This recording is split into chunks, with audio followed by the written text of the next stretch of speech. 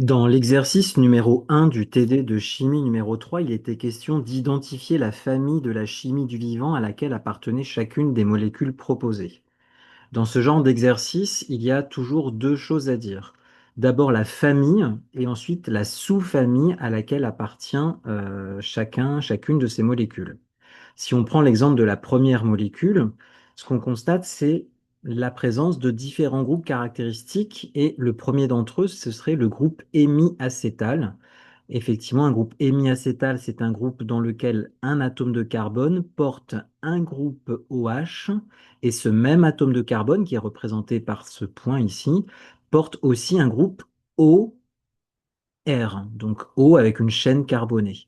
Donc c'est bien ce qu'on a ici. Donc ça, c'est un groupe hémiacétal. Et dans cette molécule, on constate également la présence de nombreux groupes hydroxyles, des groupes OH ici représentés en vert. Ces molécules qui possèdent de tels groupes, hémiacétal et hydroxyle, font partie de la famille des glucides. Mais ici, c'est un glucide de type ose, c'est-à-dire ce sont les glucides les plus simples qui ne sont pas hydrolysables.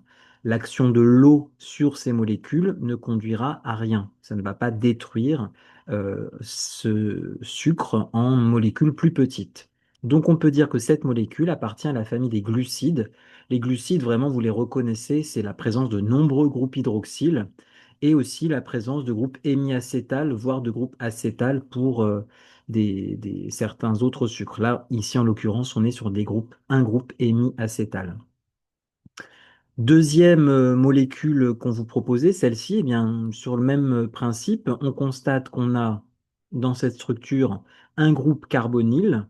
C'est d'ailleurs un groupe carbonyle de la famille des cétones, puisque ce groupe carbonyle, C double liaison O, il est coincé entre ce carbone et ce carbone.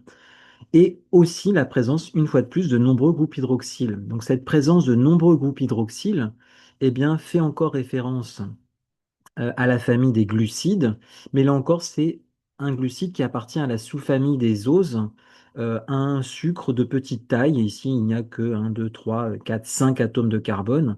Hein, les oses, on a vu que c'était des glucides de taille relativement faible dans ce cas-là. Et j'ai précisé, vous n'êtes pas obligé, parce que je ne pense pas que ce soit vraiment au programme, mais que dans la sous-famille des oses, on a même deux sous-familles, si on peut dire. Il y a les cétoses et il y a les aldoses. Là, je précise que c'est un cétose parce que ce groupe carbonyle qui caractérise ce sucre, eh bien, fait partie de la famille des cétones. Et donc, on précise, en fait, on fait un mot valise entre cétone et ose, on fait le mot cétose.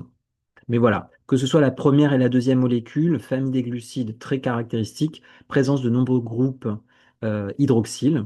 Et quand c'est une structure cyclique, il y a la présence, comme je le disais précédemment, d'un groupe hémiacétal, voire de plusieurs groupes hémiacétal ou de groupes acétal. Et si c'est une structure linéaire, ici, c'est pas du tout cyclique, on a en présence d'un groupe carbonyle. Troisième molécule, celle-ci est caractérisée particulièrement par la présence d'un groupe carboxyle. Cette longue chaîne carbonée avec présence d'un groupe carboxyle en fin donc, de chaîne fait référence à une famille qui est la famille des lipides et notamment à la sous-famille des acides gras. Acide, ça fait penser à acide carboxylique et donc les acides gras effectivement font partie de la famille des lipides. J'ai précisé insaturé parce qu'effectivement vous constatez ici la présence d'une double liaison carbone-carbone dans la longue chaîne carbonée. Quand il y a présence d'une ou de plusieurs doubles liaisons carbone-carbone, on parle d'acide gras insaturé. S'il n'y avait que des liaisons simples carbone-carbone, on parlerait d'acide gras saturé. Euh, Exemple suivant, cette molécule ici, caractérisée par la présence d'un cycle dans lequel on a deux atomes d'azote, ce que dans le cours j'ai appelé une base azotée. Et elle est associée à une chaîne cyclique avec deux groupes hydroxyles, donc ça fait penser à un sucre, un glucide, donc à un ose. Ici d'ailleurs ce serait un ose de type désoxyribose.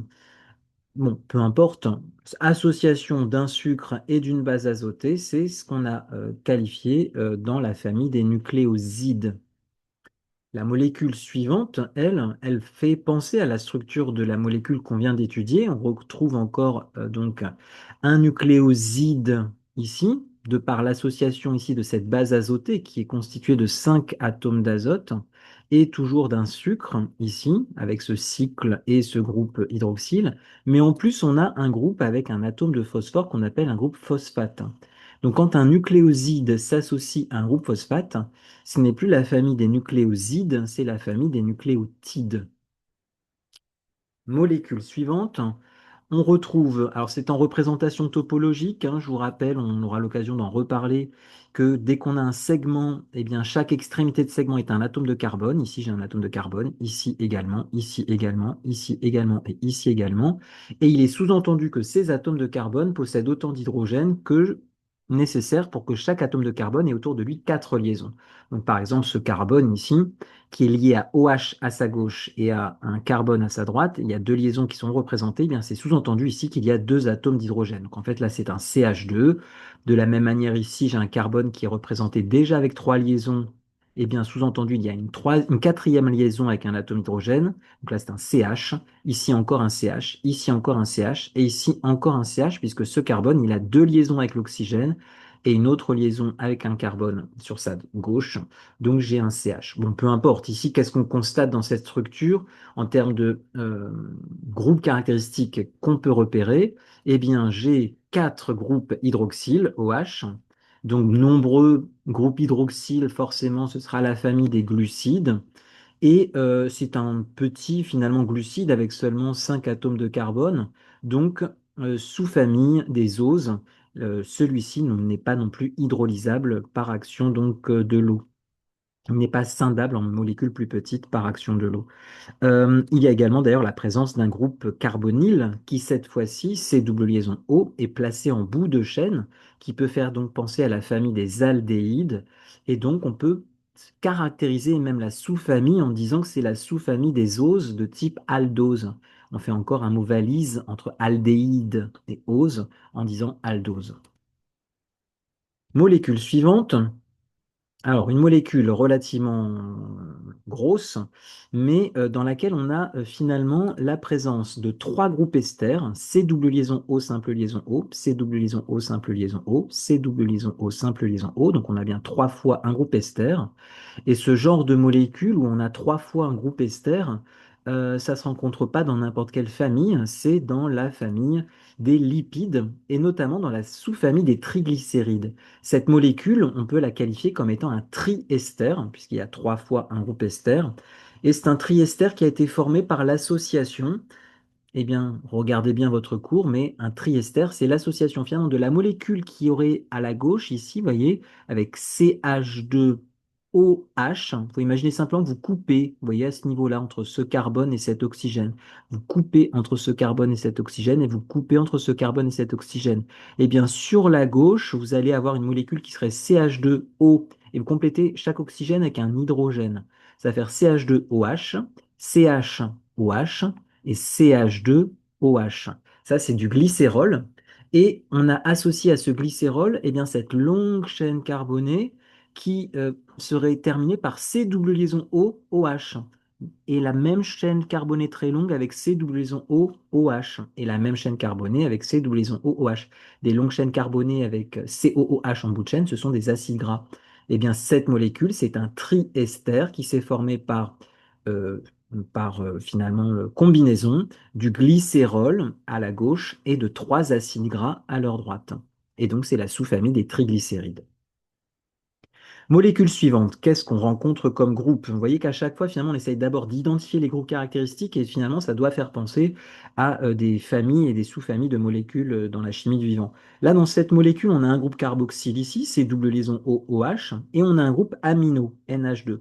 Les molécules qui possèdent à la fois un groupe carboxyle et un groupe amino, ça porte le nom, vous voyez, carboxylamino, acide carboxylique et amine.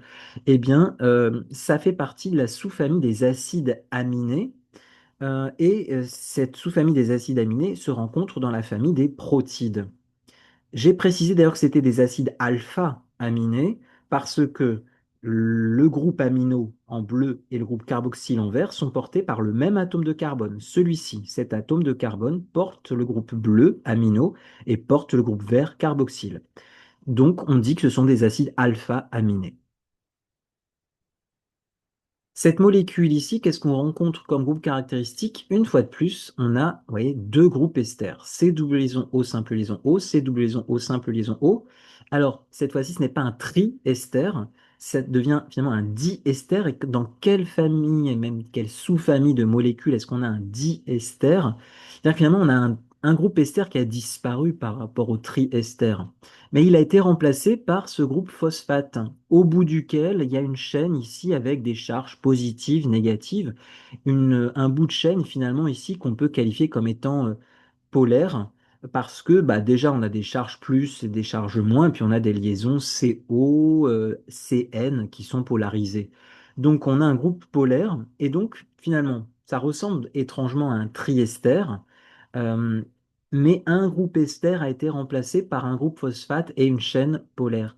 Eh bien, cette chaîne, ce groupe polaire, eh bien, fait donc penser à une sous-famille qu'on rencontre dans la famille des lipides, qui est la sous-famille des phosphoglycérides. Molécule suivante, qu'est-ce qu'on retrouve dans cette structure? On retrouve deux groupes amidaux. Le groupe C double liaison ONH. C double liaison ONH.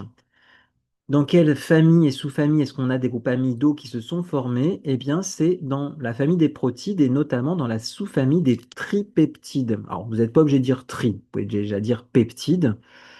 Alors, pourquoi est-ce qu'effectivement on est bien dans la sous-famille des tripeptides? Eh bien, parce que les peptides, si vous vous souvenez bien, se forment par l'association de différents acides aminés. Quand différents acides aminés sont mis en présence, eh bien, on a le groupe carboxyle de l'un qui se combine avec le groupe amino de l'autre.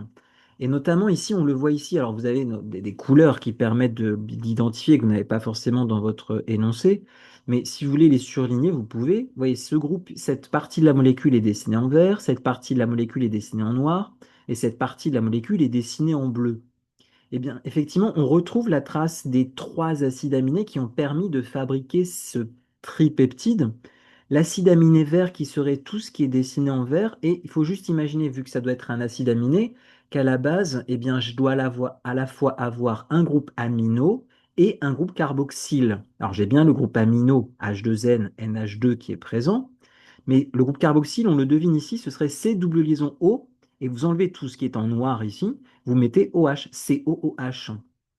Eh bien, cet acide aminé vert s'est combiné avec l'acide aminé noir. Alors, ce serait quoi l'acide aminé noir?